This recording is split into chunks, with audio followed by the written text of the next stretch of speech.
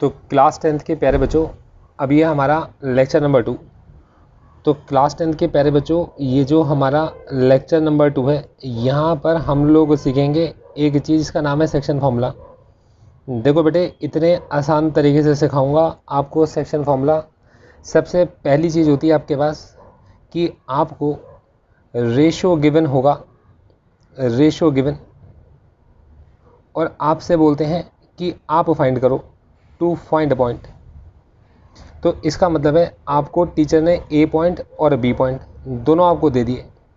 Teacher ने आपसे कहा x1, y1 और बी पॉइंट है x2, y2, और टीचर कहती है कि बीच में एक पॉइंट है p point.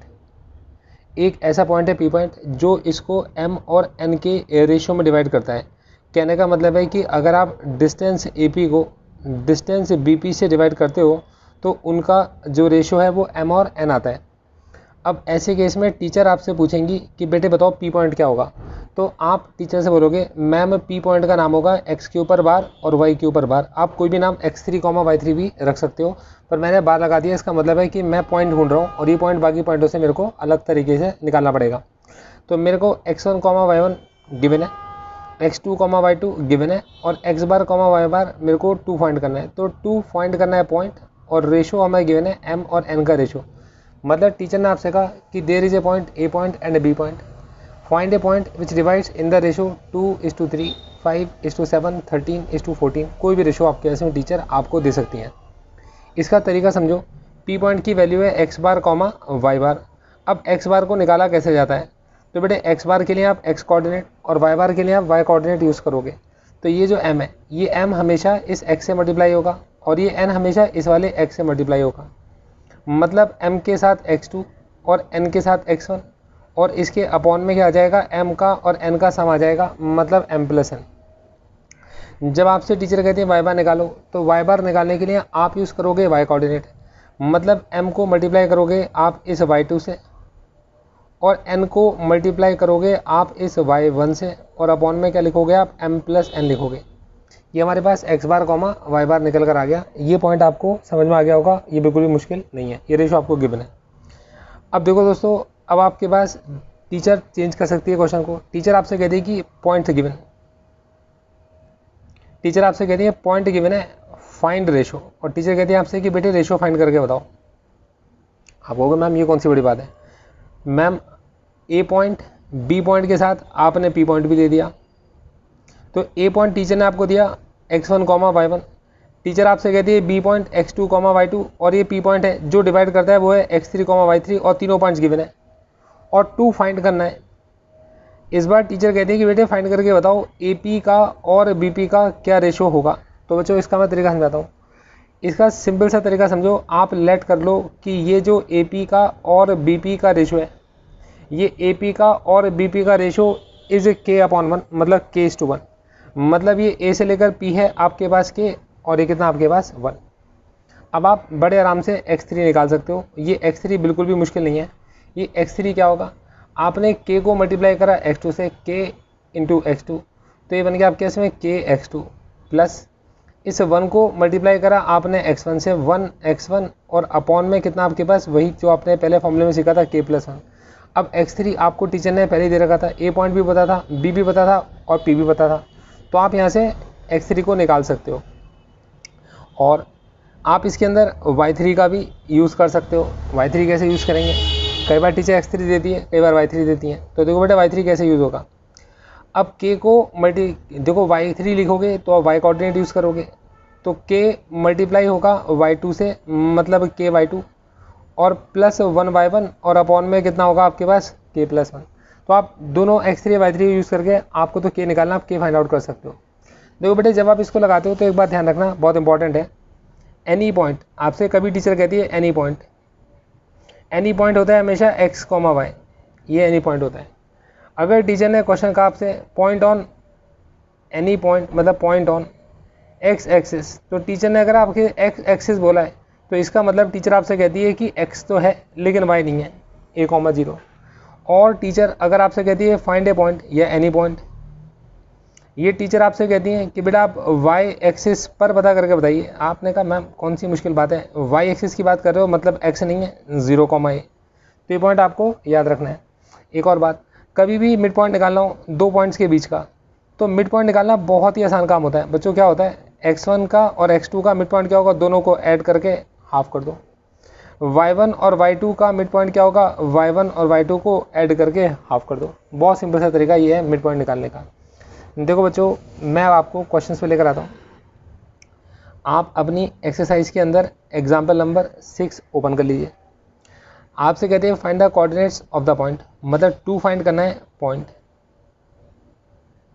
Coordinates of the point मतलब 2 फाइंड करना है point which divides the line segment, जो कि एक लाइन सेगमेंट को डिवाइड करता है, जिसमें ए पॉइंट है 4, आपने लिखा 4, और बी पॉइंट है 8, इन द रेशो, भाई ए और बी को कोई पॉइंट है पी पॉइंट जो किसी रेशो में डिवाइड करता है, इन द रेशो 3:1 इंटरनली डिवाइड करता है। अब पी पॉइंट नहीं पता आपको और टीचर आपसे कहती है फाइंड करो, तो जब आपको फाइंड करना होता है तो मैंने आपको सिखाया था कि आप इसका नाम रखोगे एक्स बार और वाई बार। एक्स बार निकालने के लिए आप यूज़ करोगे एक्स कोऑर्डिनेट, तो ये 3 इसके क्रॉस वाले एक्स के पास जाएगा, मतलब 3 × 8, प्लस ये वाला 1 इसके 4 के पास जाएगा, तो 1 × 4, और अपॉन में कितना होगा 3 + 1। तो बेटे 3 × 8 = 24 और 4 × 1 = 4, 24 और 4 होगा 28 और 3 + 1 होगा 4, तो एक्स बार निकलेगा आपके पास 7। इन द सेम वे जब आप निकालोगे वाई बार, तो बच्चों वाई बार का मतलब होगा, ये वाई बार आपका ये होगा 3 × वाई कोऑर्डिनेट 1 × वाई कोऑर्डिनेट, मतलब 3 × 5,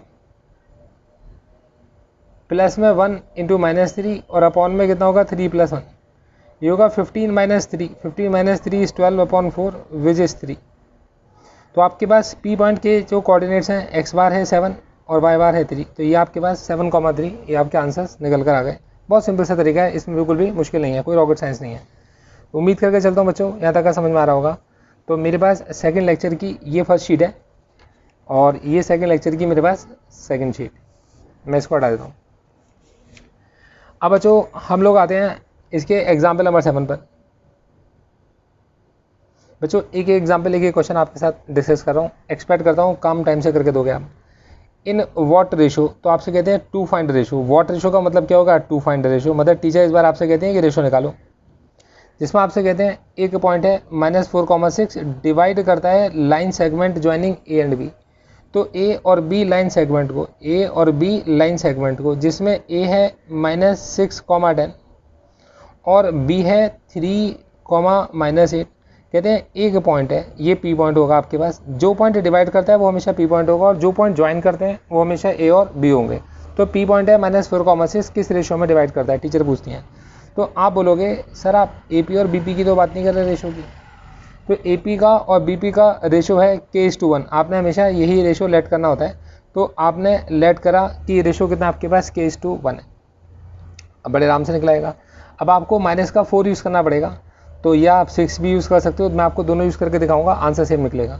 -4 को आपने यूज़ किया तो आप x को यूज़ कर रहे हो, तो k हमेशा x के साथ जाएगा और ये 1 भी हमेशा इसके x के साथ ही जाएगा।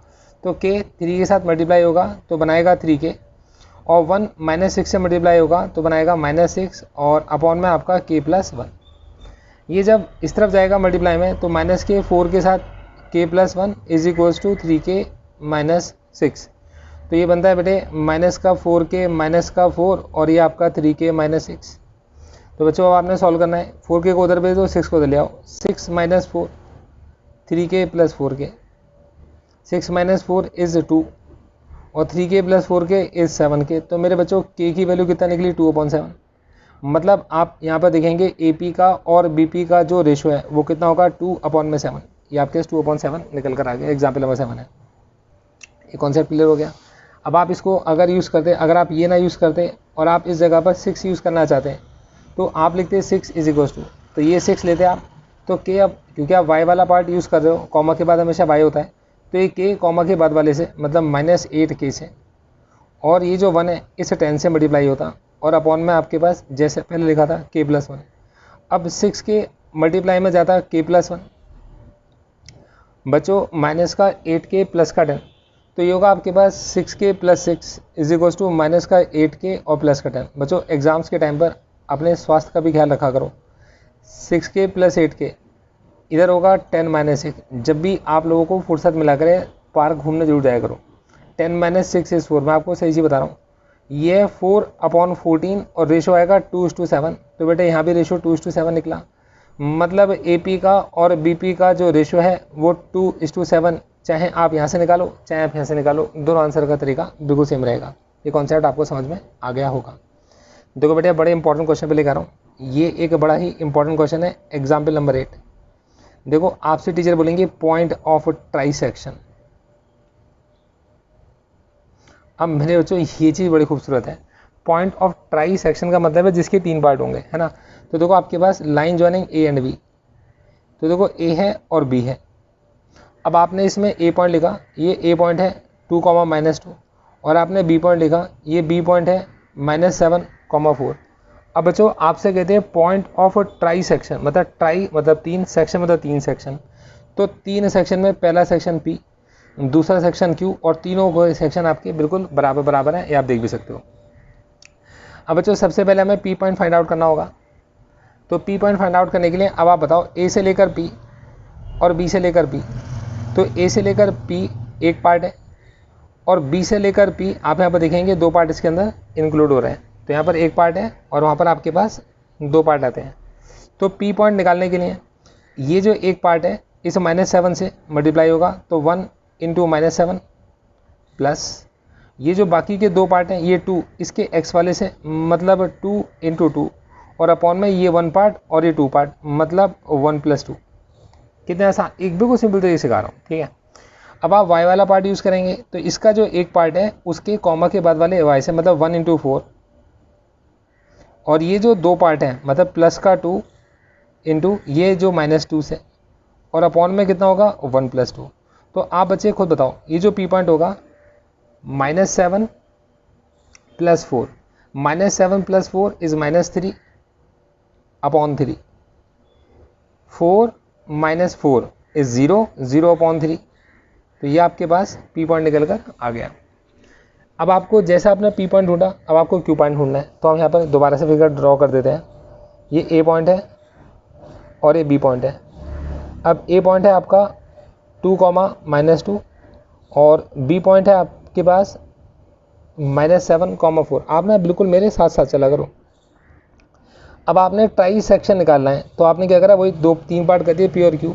अब क्योंकि आपको Q पार्ट ढूंढना है तो Q पार्ट में पहले आपको 2 पार्ट मिलेंगे फिर आपको 1 पार्ट मिलेगा। तो ये जो 2 पार्ट है ये 2 पार्ट अब y वाले से पहले x वाले से मल्टीप्लाई करेंगे। ये जो 2 पार्ट है -7 मतलब 2 × -7,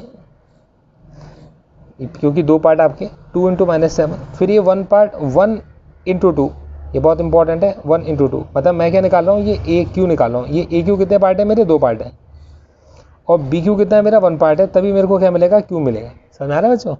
तो मेरे पास 2 × -7 + 1 × 2 अपॉन 2 + 1 कॉमा।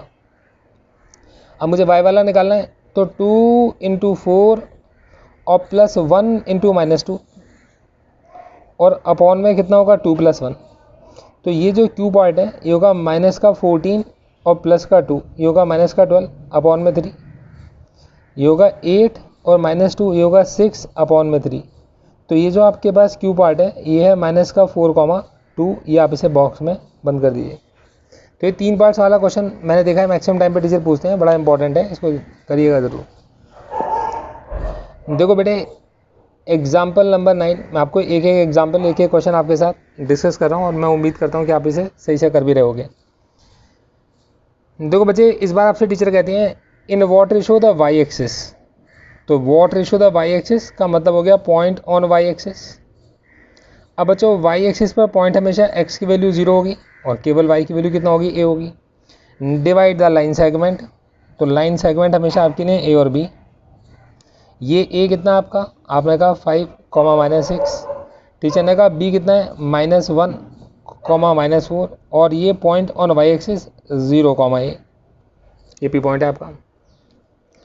अब बच्चों इतना मुश्किल तो नहीं है, तरीका समझो ये आपके पास। अब आपको रेशो नहीं पता तो आपने क्या करा, AP का और BP का जो रेशो है, रेशो भी नहीं पता और पॉइंट भी नहीं पता आपको, तो आपने कहा AP का और BP का रेशो आपने K:1 जैसा आप पहले करते थे लेट कर लिया, तो आपने लिखा K:2 और ये कितना आपका 1। अब आप ये 0 यूज़ कीजिए, तो आपने लिखा 0 इज इक्वल्स टू, और मैं यहाँ पर आपके पास में AB यूज़ करके दिखाऊंगा आपको, अब दोनों का काम एक साथ हो जाएंगे। तो आपने लिखा 0, तो 0 होगा K मल्टीप्लाइड बाय -1, तो K multiplied by -1, 1 multiplied by 5, 1 multiplied by 5, और यहाँ पर एंड जरूर लिख देना वरना टीचर सोचेगी ये रफ वर्क है ना। तो आपने एंड जो लिख देना, टीचर को वैसे क्या समझाया जाए वो तो उसको खुद ही समझना चाहिए कि बच्चे कितनी मेहनत कर रहे हैं और वो उसके अच्छे खासे काम को रफ वर्क मान लेती हैं।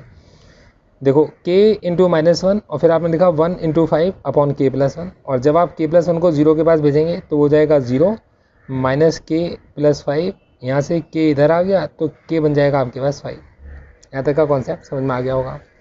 अब आप A को यूज़ करोगे तो A क्या होगा K into -1, sorry K into, क्योंकि कॉमा के बाद है, K इंटू -4 और प्लस में ये 1 इंटू -6, क्योंकि अगर आप y को यूज़ कर रहे हो तो आप y वाले कॉमा के बाद वाले यूज़ करोगे, और अपॉन में K+1। अब आपको K की वैल्यू पता थी, A की वैल्यू नहीं पता, तो आपने K की वैल्यू को 5 पुट कर दिया, तो 5 into -4 is -20, 1 into -6 is -6 upon 5+1 which is -26 upon 6, it is -13 upon में 3। ये आपके पास A पॉइंट निकल कर आ गया, और ये बिल्कुल भी मुश्किल नहीं है बच्चों।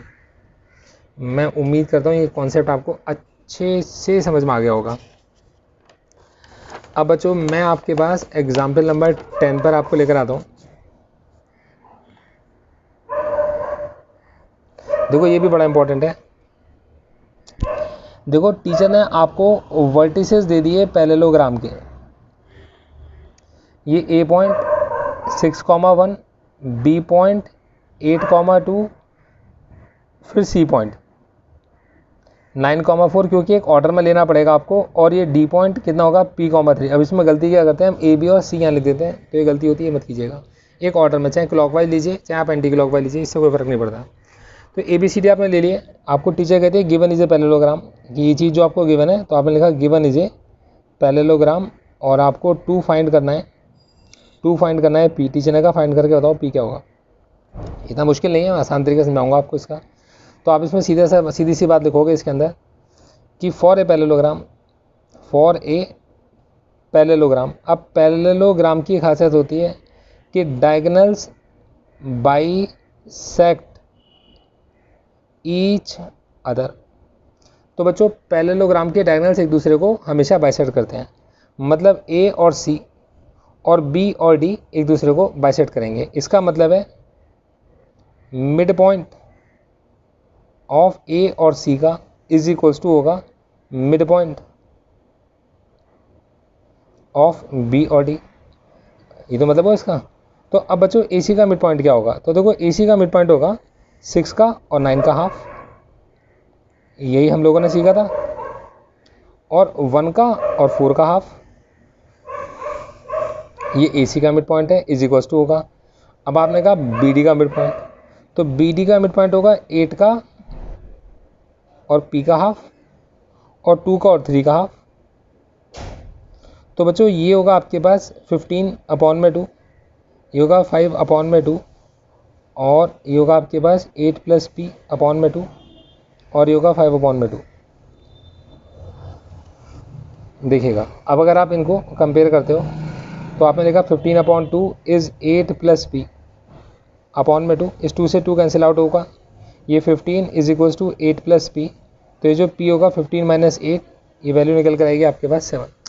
तो P आपका 7 बन गया। ये कॉन्सेप्ट आपको समझ में आ गया होगा, ठीक है। अब बच्चों अगर आप इसकी एक्सरसाइज पर आओगे तो देखो आपसे कहते हैं find the coordinates of the point, जो डिवाइड करता है A पॉइंट B पॉइंट को, और रेशियो गिवन है। तो ये आपका फर्स्ट टाइप का क्वेश्चन है, आप बड़े आराम से कर सकते हो। Find the coordinates of the point of trisection, तो ट्राइसेक्शन वाला क्वेश्चन अभी हमने पीछे सीखा था कि A पॉइंट पता है, B पॉइंट पता है, और आपने P और Q को फाइंड आउट करना है।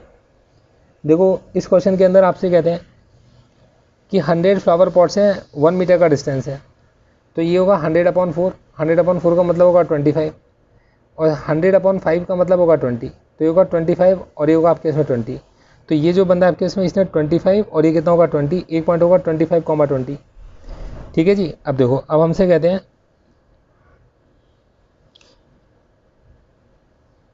एक मिनट,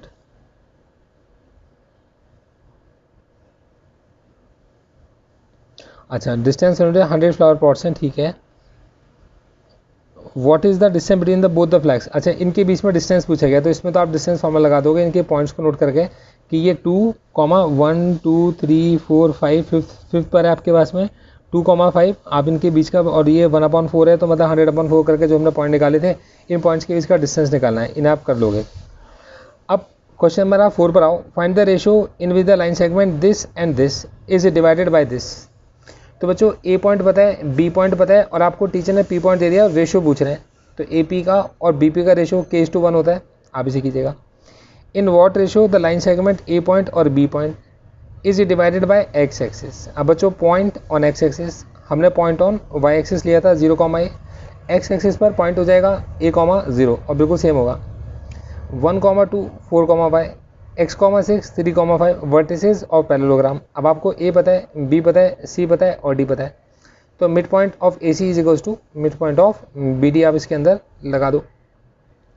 देखो आपसे कहते हैं find the coordinates of the point A B is the diameter, और सेंटर कितना है 2, -3 और बी कितना आपके इसमें 4 है। तो बच्चों ये भी बड़ा आसान सा क्वेश्चन है, आपको समझाता हूँ।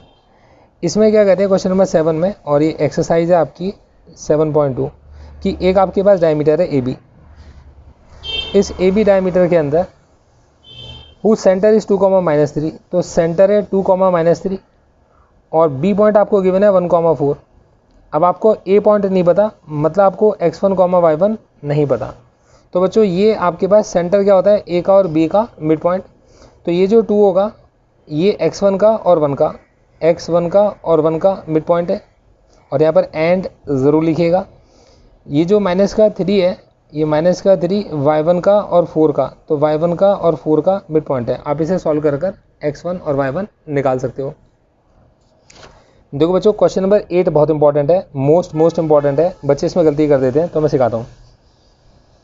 देखो बेटे, टीचर ने आपको ए दिया और बी दिया, जिसमें ए पॉइंट टीचर ने आपको दिया, और आप अपनी बुक में देखिएगा -2, -2, और बी पॉइंट है 2, -4, और टीचर ने पी पॉइंट आपको दिया, पर इतनी चालाक है इस केस में, ए पी और बी पी का रेशो नहीं दिया, उसे कहते हैं A P is 3/7 of A B.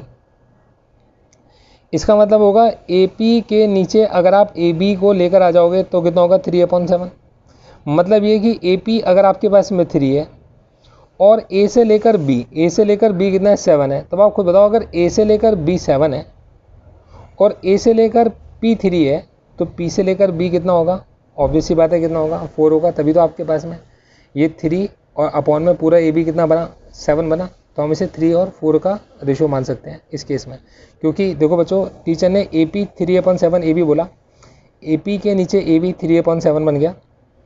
अब ए पी 3 है और ए बी 7 है, तो ए पी 3 है और ए से लेकर बी 7 है, तो पी से लेकर बी कितना होगा, केवल 4 होगा। अब बड़े आराम से निकलाएगा पी पॉइंट क्या होगा, ये माइनस का, ये देखो ये जो 3 है, ये 3 इसके x से मल्टीप्लाई होगा, तो 3 × 2 प्लस 4 × -2